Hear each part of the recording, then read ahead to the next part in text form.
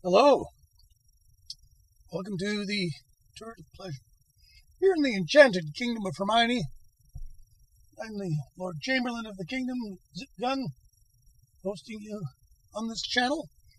And today we're just going to go over the latest acquisitions to the great collection while we watch Bennett's Bird Feeder in action.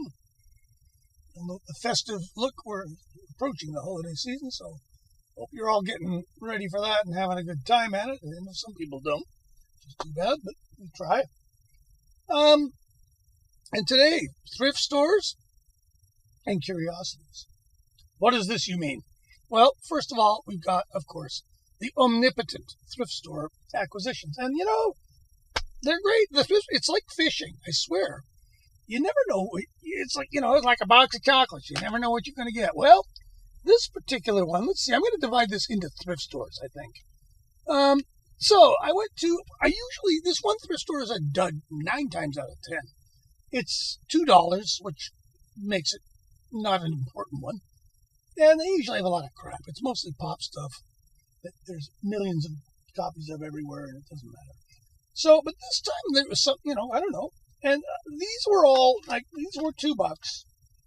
They're worth $2 to me. These were not amazing deals. So, number one, a sealed copy, of Rose Mundi by June Tabor. Now, I just looked, I've got like 7 June Tabor. Where are they? Right there. 1, 2, 3, 4, 5, 6. Yeah, I've got 7 June Tabor records. They are all great. She is really good. If you like Celtic woman vocals, to be really broad about it, she's really good because she's really, really creative. One of the records I noticed she's doing an ECM record.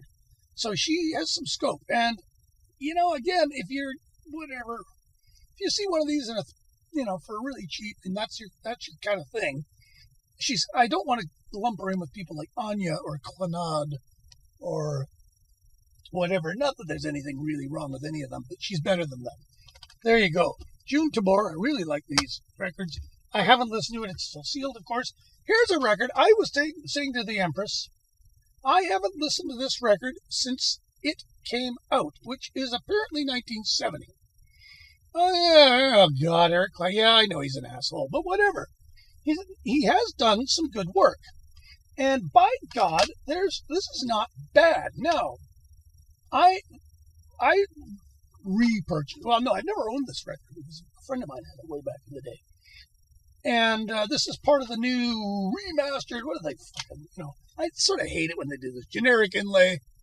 Buy them all. Buy the whole set. This is covered in what looks like snot or maybe beer spray. I'm not really sure. It plays fine. I should maybe wipe that off. Who knows what it is. And this was a record he did. People have to remember the hype surrounding this poor guy. And he was all fucked up on heroin, and I don't think he was very happy necessarily. And Cream had broken up. Cream was like the shit. People don't realize how big Cream were. Cream sold 4 million or 5 million records. It's a lot of records in those days. And when they broke up, he was kind of at loose ends. He did Blind Faith. That didn't work. And so suddenly somebody said, well, just do a solo record. Okay. But to keep himself occupied and I guess to have some fun, he went on tour with Delaney and Bonnie and Friends, and they did a record together, which fortunately was on the same label that Eric was on, so they could all put it out. And it was a pretty darn good record, but it didn't have the star power of Cream. But when it came time for Eric to do his first solo record, he decided he was going to make it sort of an extension of that tour using a lot of the same people. And this record was the result. And it did have a hit, After Midnight, which, what I played, again, I haven't played this record in, what's it now? For like 50 years. 80, 90, 10, 20. No, sorry, 55 years. 1970, I believe this is. And literally haven't listened to it, other than hearing maybe After Midnight on the radio once in a while. I forgot how fast this version of After Midnight is. I always hear in my mind's eye J.J. Cale's version, which I think I kind of prefer, although there's nothing wrong with this. It's kind of a boogie Leon Russell of Mad Dogs and Englishmen feel about it. Most of the rest of this, there's a song called Easy Now, which is like an acoustic kind of love ballad. written entirely by Eric Clapton. One of I think maybe the only song on the whole record that he is the only writing credit. A lot of Bonnie Bramett. She co-wrote a lot of songs. Slunky, which is kind of a jam, opens the record. Bad Boy, co-written by Eric and Bonnie. Lonesome a Long Way from Home by Bonnie and Leon Russell. After Midnight, Easy Now by Eric Clapton, which is, you know what, it's okay. I didn't mind it. Blues Power by Eric and Leon Russell. That's not a good title. Bottle of Red Wine by Eric and Bonnie. Lovin' You, Lovin' Me by Eric and Bonnie. I've Told You for the Last Time by Bonnie and Steve Cropper. Interesting. He's not on this record. I've Told You for the Last Time. Oh, I said that one. Don't Know Why. Oh, no. Wait a minute. Yeah, Don't Know Why by Eric and Bonnie. And then Let It Rain by Eric and Bonnie. Now, Let It Rain is the one song, when I played this the other day, I remember Let It Rain being a pretty good song, and it is a pretty good song. This is not a bad record. It's what people were expecting. They didn't get it. They were pissed off. So that's sort of why he looks kind of bummed. Poor guy. The weight of stardom. I know it's terrible. After this, he did Derek and the Dominoes, and, things improved. Except that he got more and more heroin, and that's, Here's one. Wow. The Story of Maggie Bell. This is Maggie Bell's second record for Swan Song, who were her management. Peter Grant was her manager. Long story short, Suicide Cells. Maggie Bell is a rough, kind of rock and blues soul, British blues soul singer. Raspy voice, kind of Joplin-y a little bit. She was in a band called Stone the Crows. And Stone the Crows did pretty good, mostly in Britain, until the fateful day when her boyfriend and Alex Harvey's brother, Steve Harvey,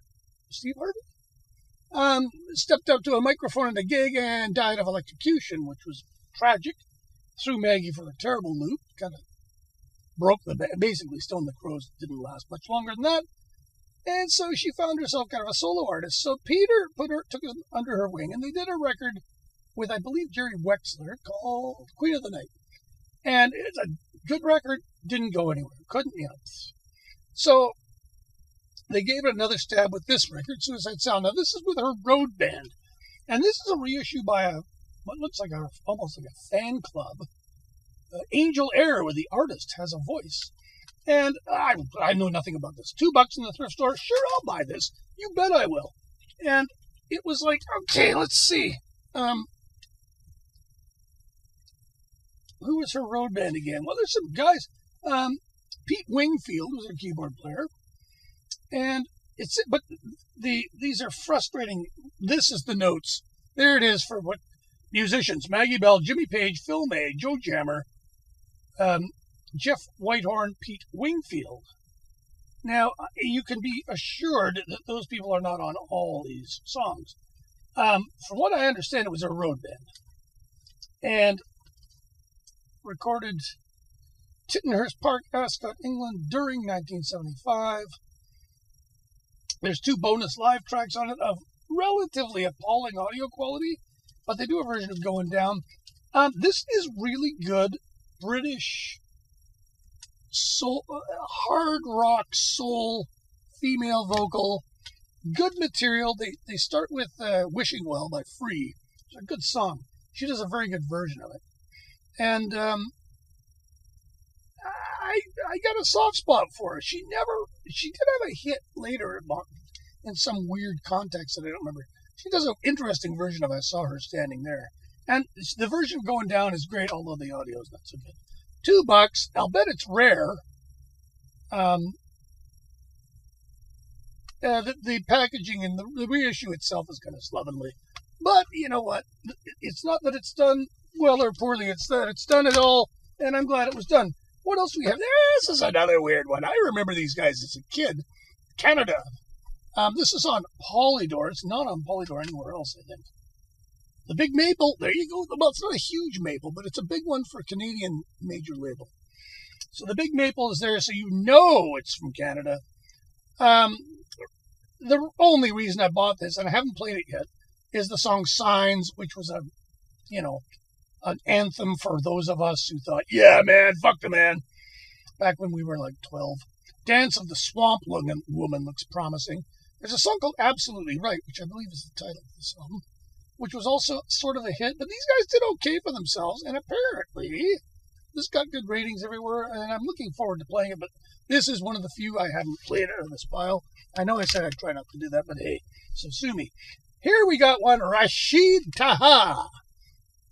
Okay, what the fuck is with Rashid Taha, you might ask? I bought this. Now, this is from a different thrift store. These were, 25 cents. Now, there's a lot of shit I'll buy for 25 cents that I will not pay $2 for. So this came out of one of my favorite thrift stores, the one here in Souk. They are a thrift store. They don't give a shit if it's rare or not. 25 cents. Half price sale at 12 cents. And this might have been from the half price sale. Anyways, this guy is an oud player and a singer who records for the Barclay label in France. And I got a soft spot for Barclay because they're kind of like the big French label. And they're basically owned by Universal. What's his name? Eddie Barclay is long dead. He was a real bon vivant, if you will. A real good talent scout. And the tradition continues. It's probably still the big major label in France. They did a great Fella record. They did a few. In fact, I think they reissued all the Fella. That was under the auspices of Barclay with a few other companies. This is pretty good. It's produced by Steve Hillage of Gong, which piqued my interest. I thought for a quarter, I'll find out if this is any good or not. It's pretty good. It's not transcendent. It's not like those world music records I buy where I go, whoa, mind blown. But it's great Algerian pop. I'm resistant to Algerian pop, I will admit, and rye music and stuff. I like it. None of it really gets my pulse higher. There, now, here we're getting into some fun stuff. I used to love this guy back when he played with Chick Corea and Return to Forever when I was a Fusionoid. And his first couple of solo records, self-titled Stanley Clark, and what was the second one, Journey to Love, they're pretty damn good. He had a really good band on the first album, Bill Connors on guitar. Anyway, he was sort of Yako before there was a Yako. And he sort of invented the kind of sound. Very, very good musician. However, I think he got a little bit kind of serious. And I don't want to speculate as to what went sort of sideways with this guy. However, this was maybe his fourth record or his fifth record. He was on a label called Nemperor, Matt Wise's label. Nemperor was a nickname for Brian Epstein. He was the Emperor of Nems, so they called him the Nemperor. And Nemperor was kind of a fusion label. They did Jan Hammer, they did Stanley Clark, they did Lenny White, they did Steve Forbert later, and the Romantics, I think, were on Nemperor, and they were kind of the big one. It lasted in the 70s. Pretty good label. Anyways, this is now on Epic. So I'm not exactly sure. This is a reissue. That's why. By then, Emperor sort of didn't exist. One of those badge labels. Now, this is more. You know what happens with these fusion guys? They make a great record. They got a $5,000 budget. They put the band together and they rock. Okay, now he's got a big budget because he's shown he's a success. This is another one of these annoying records. You know, guys, this isn't hard. Who plays on track 4? Well, you know, musicians include, and the notes to this are dreadful, dreadful crap. They give you the most basic outline of the man without mentioning this record. And then at the very end, it says Modern Man, 1978 recording featuring Jeff Beck, Dee Dee Bridgewater, Jerry Brown, Jeff Porcaro, Jeff Baxter, Steve God, Julia, and Maxine Waters. And that is it. Oh, and what record companies they're courtesy of. And it's like, look, this isn't really hard. Why don't you want me to know who plays on what? The insult here is that the Columbia Jazz Contemporary Masters series, you know, they devote half the booklet to their stupid new series, is a brand new product line designed for a wide range of incredible jazz music. All collections are digitally remastered. And there we have them all. The Stanley Clark, number 1, School Days, Modern Man, which, of course, repeats exactly what's in the notes for Modern Man, where it says 1978 recording by Stanley Clark, featuring Jeff Beck. This is early CD reissues were Just no effort whatsoever put into them. And it's poorly mastered. It's got a kind of a nice purple label, I suppose. This was a quarter. I was happy to pay a quarter for it. It's not very good. Rock and Roll Jelly, just in case you need to know which one Jeff Beck is on. I did some looking up. It's Beck showing up to have some fun with a buddy.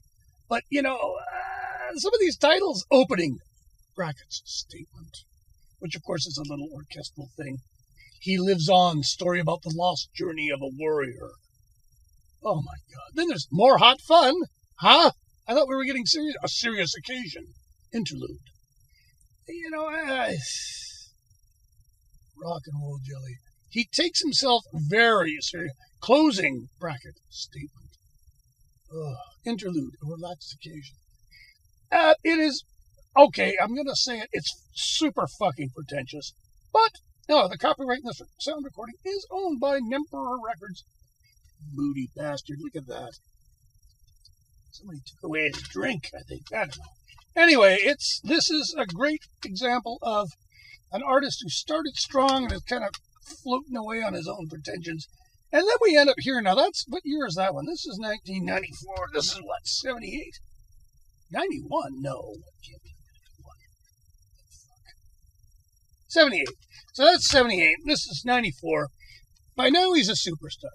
And he can do pretty much whatever he wants. I'm not exactly sure how he attained it. Well, he got together with George Duke, and they made some slick, funky records that sold like hotcakes.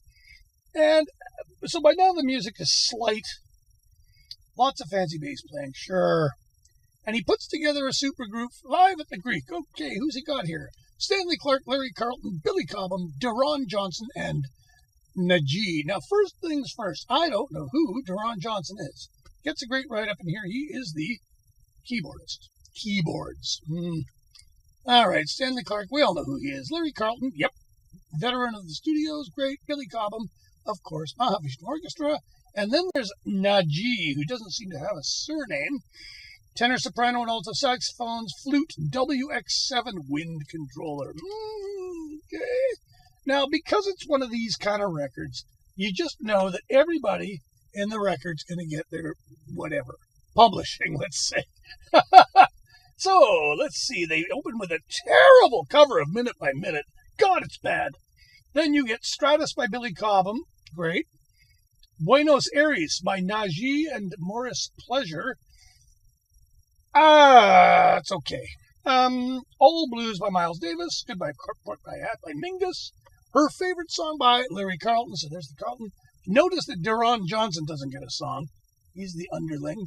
And then School Days by Stanley Clarke. So all the principals get a song. They do a Miles song. They do a Mingus song. They do a Doobie Brothers song. What the fuck were you thinking? This is barely adequate. I'm glad it was only a quarter. I wouldn't have paid $2 for it. I would have left it for somebody else. Next. This was a quarter. A great big delete punch in it. I wonder how many of these they really sold at full price. And it's I don't know, it's a boring looking record, isn't it? Does this look exciting? Exciting! Intimacy of the Blues. Boring title. Boring. This is really good. Okay? This is a guy, he doesn't even normally play B3. But this is B3 organ, Peter Bernstein on guitar, Bill Stewart on drums, who's a guy now, Fathead Newman on 2 songs, which I think is cool, because an organ trio album is just maybe a bit too much. So pepper it with a couple of horn tracks, and he does a great original on this called Pegasus. Anyways, I love the Hammond organ. I really like Larry Young. He's my favorite Hammond organ player. Wouldn't you know it, in the notes he mentions that Pegasus, he sort of sounds a little like Larry Young, and he's right. This came out on Verve. What year is this? I can't believe this made a ripple when it came out. 91. Minor Music. Done by, what's his name? Minor. And he always makes good records.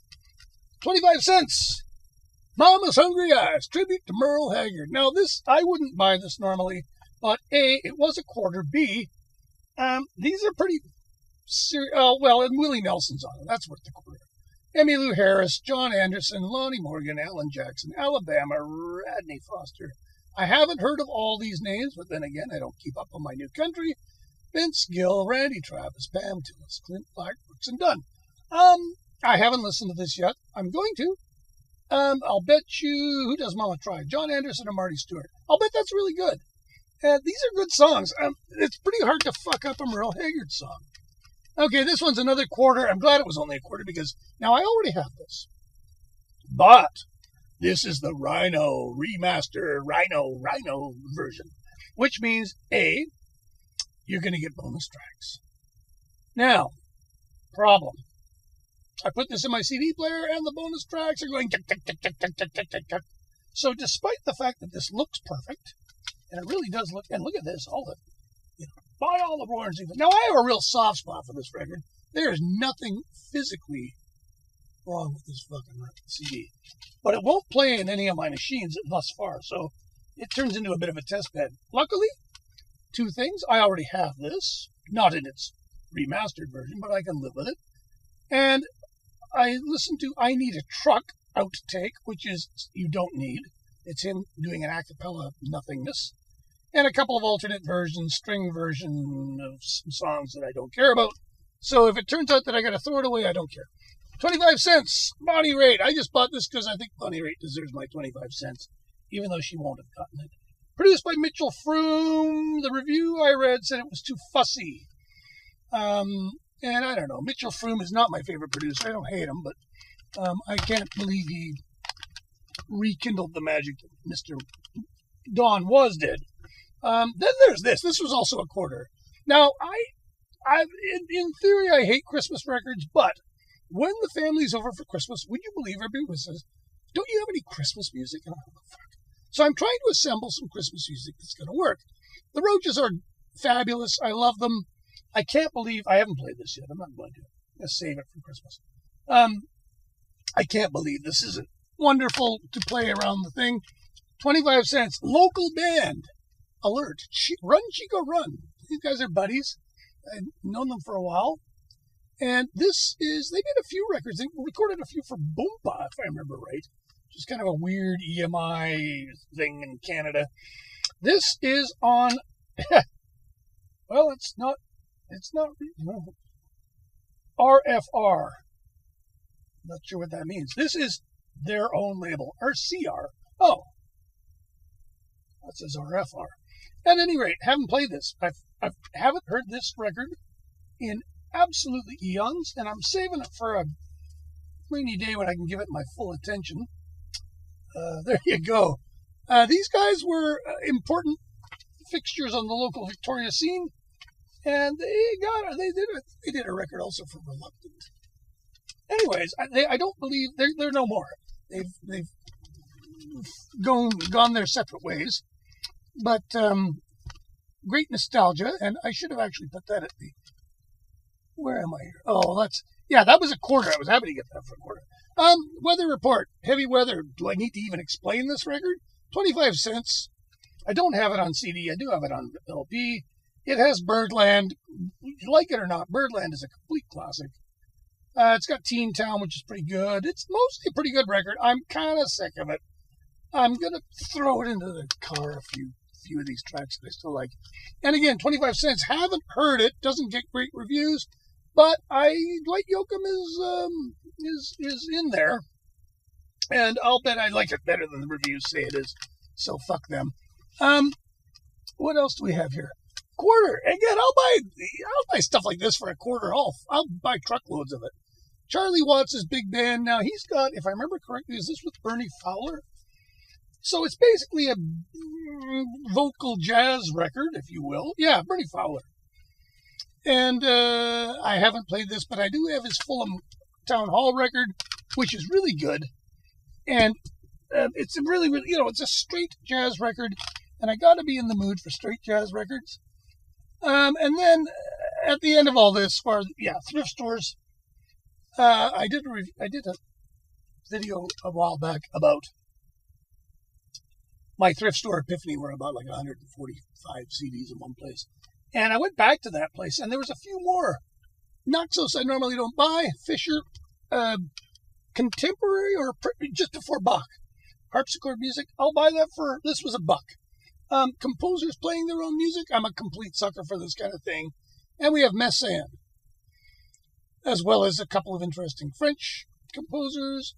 Again, I'll buy that every day of the week for $1. Nina Rota, yes. Doing, this is like they're treating it, it's the Monte Carlo Orchestra doing it.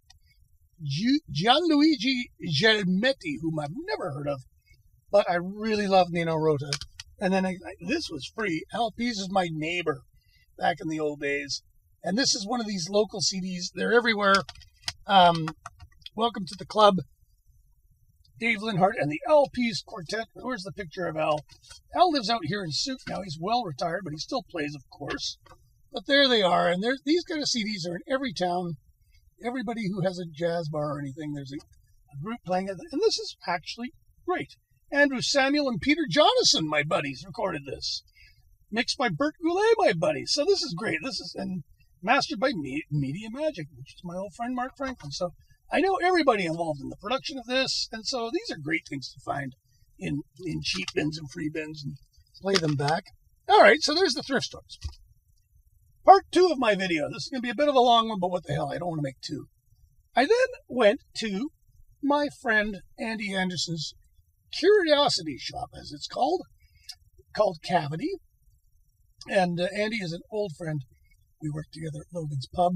He and his late partner, Robin, who very sadly passed away a couple of months ago now, very suddenly, without any warning. And he runs a little shop that is sort of an everything shop. And he and Robin had been running it for a while. And on her passing, it closed, of course, because he was very sad and, took some time off. Anyway, he recently reopened. It was lovely to see him. And this store has a little bit of everything. T-shirts, lots of used books, very good. If anybody is a curator of a store, it's Andy Anderson, and he's a really good curator. He has records. His specific tastes run to what I call black clothing music, heavy metal, obscure heavy metal, noise records, stuff I like too. But he has and it's not a very big used CD section. It's probably the size of these 2 rows, or maybe 3 rows. And every time I go in, it blows my mind, the stuff I find. Now, this is a proper, I would call this a record store, except it's so much more. And so these are record store prices, but they're very reasonable record store prices. And there's stuff, I'm going to go through it all. I'm going to go in order of like blowing my mind store. $10, Drumbo, City of Refuge. Hello, everybody in the Drumbo page. I have been looking for this goddamn CD forever, and I couldn't figure out a way to get it without it being a giant fucking hassle. So there it was for $10.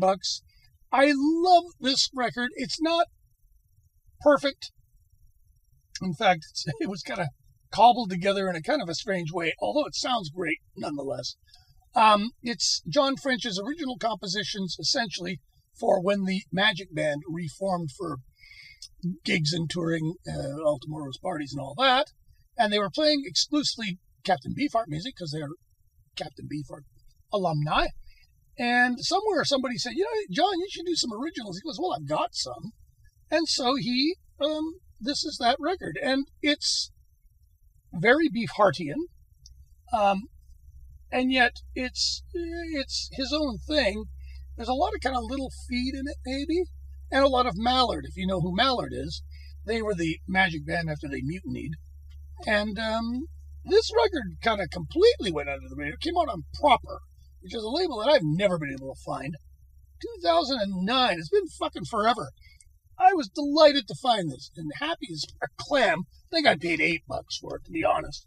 Then an old friend, Eugene Chadbourne. Eugene is, somebody said I should do a Eugene Where Not to Start, but I don't know if I've got the time. This is a great classic, right? Not a bad place to start, actually, Mr. Chadbourne. This is his LSD C&W record, as they call it. Came out when did it come out? 1980?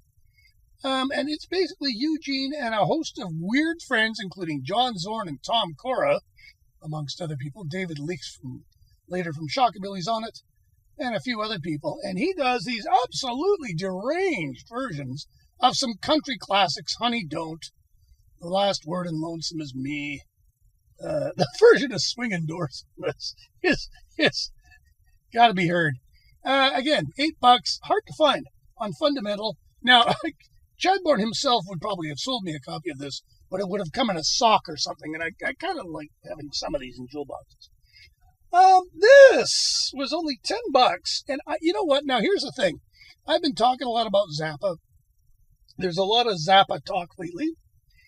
And like a lot of artists, the harder you dig into Zappa, Moon Unit's new book, the more analysis and under the microscope the man becomes.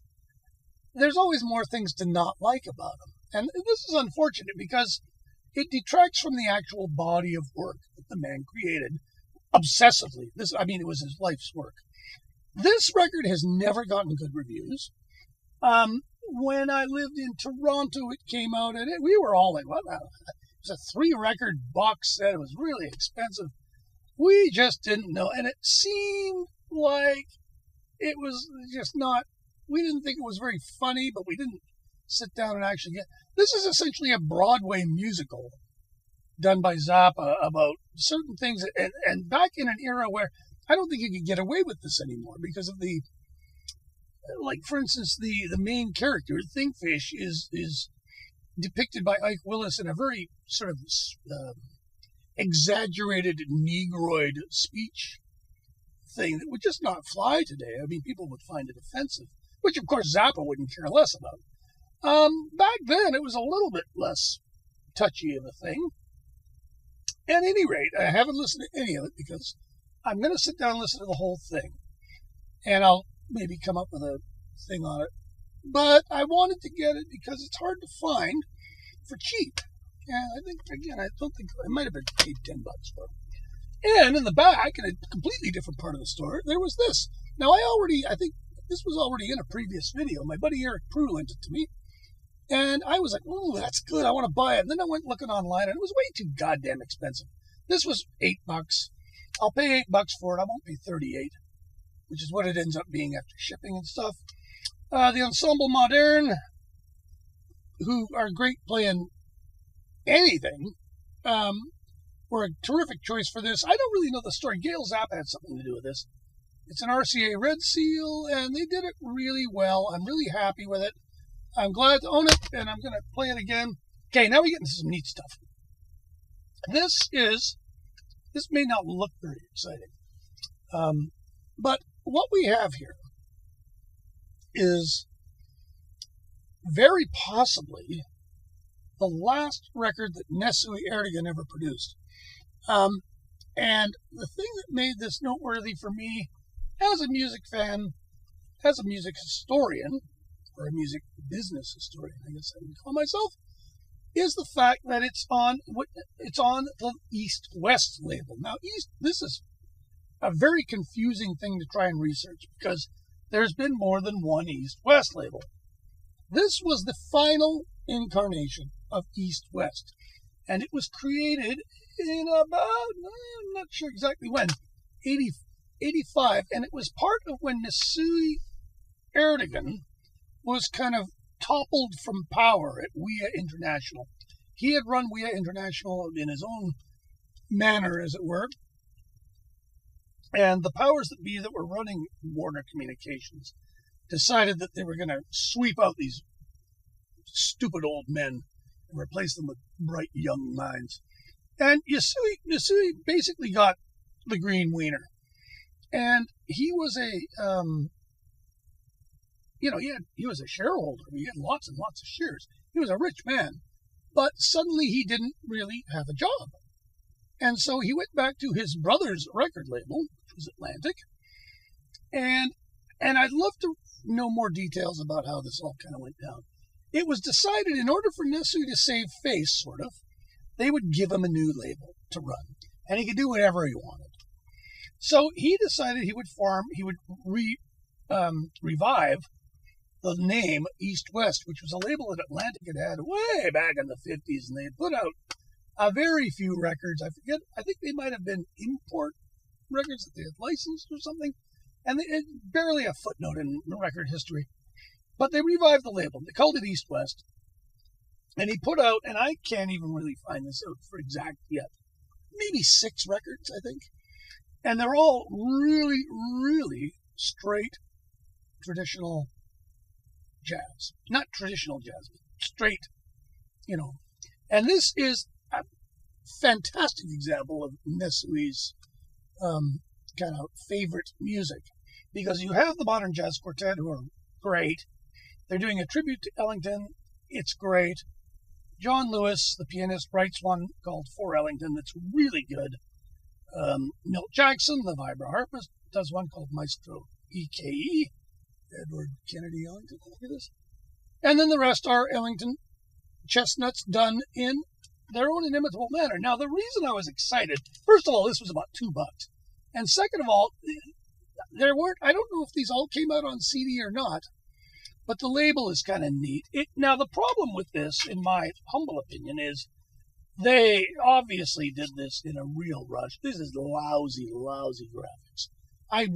One of the things that Nesui was brought to Atlantic for in the first place, in 1956, I think it was he knew all about album art, and he helped create Atlantic's reputation for fantastic album art.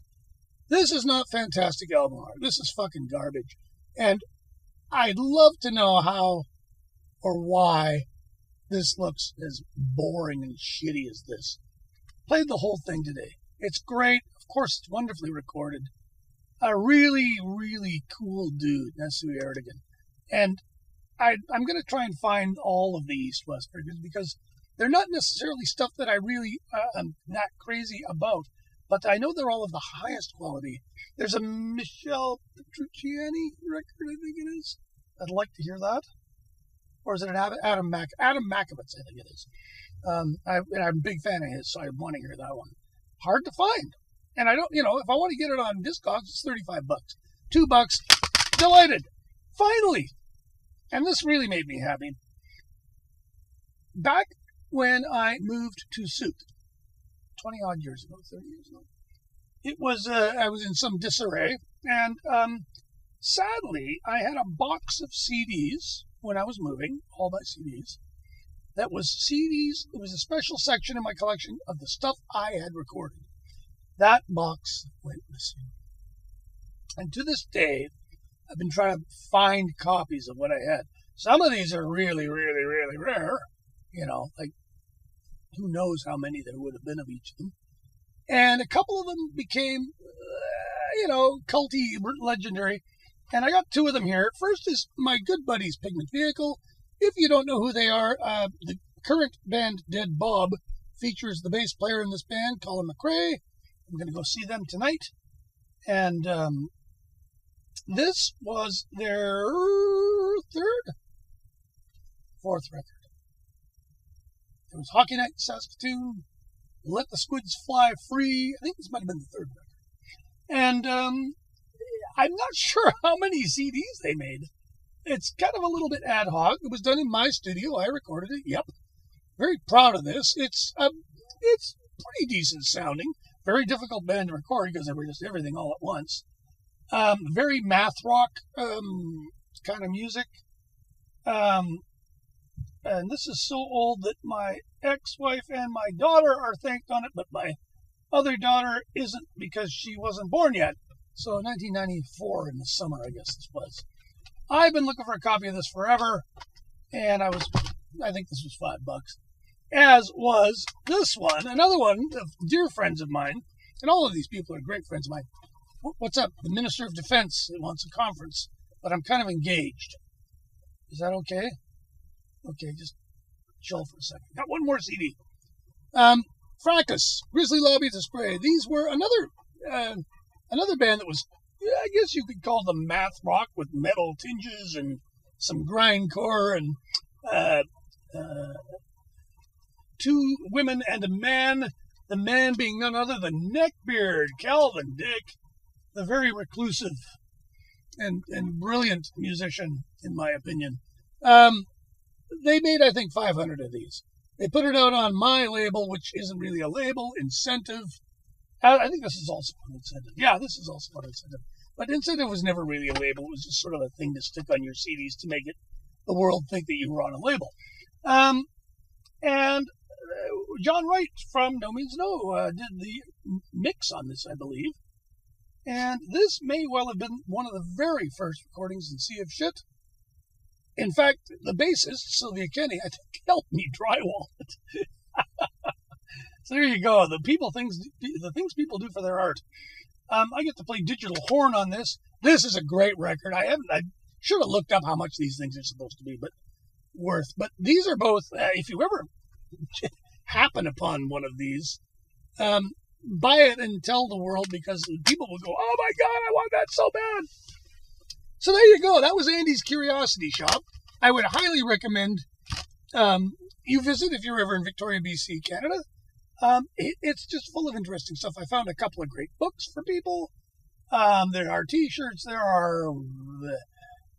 it's sort of slightly weighted to the metal crowd, punk crowd. But I found a Gary Burton record in there I've been looking for 15 years for like $8. It was like... And so he's a great curator. And if you're of a discriminating nature when it comes to compact discs, I highly recommend a visit. It doesn't take long to go through them because there aren't that many. And there's no garbage in it, so it's really cool. Anyway, there you go. Thanks for watching. Don't forget to subscribe and all the other things. Give me a like, give me a comment. And we'll talk at you later about other stuff. Take it easy.